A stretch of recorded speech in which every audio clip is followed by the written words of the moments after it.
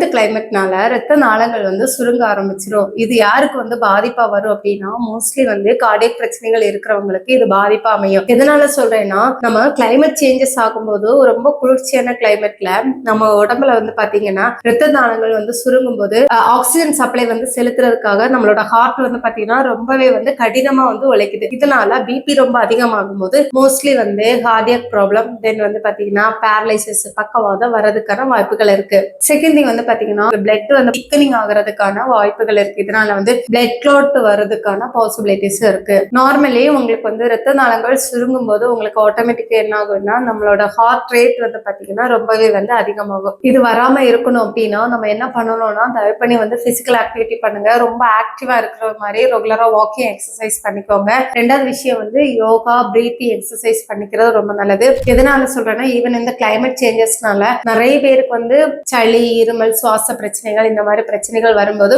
உங்களுக்கு ஹார்ட்டுக்கான வந்து பாத்தீங்கன்னா வந்து அழுத்தங்கள் வந்து ரொம்ப அதிகமா கொடுக்கும்போது இன்னும் உங்களுக்கு நிறைய காம்ப்ளிகேஷன்ஸ் வர்றதுக்கு பாசிபிலிட்டிஸ் இருக்கு. அதனால இந்த கிளைமேட் சேஞ்ச் ஆயிடுச்சுன்னு சொல்லிட்டு நல்லா பெட்ஷீட் போத்தி தூங்குறத வந்து அவாய்ட் பண்ணிட்டு தயவு பண்ணி வந்து ரெகுலரா பிசிக்கல் ஆக்டிவிட்டி பண்றது ரொம்ப நல்லது.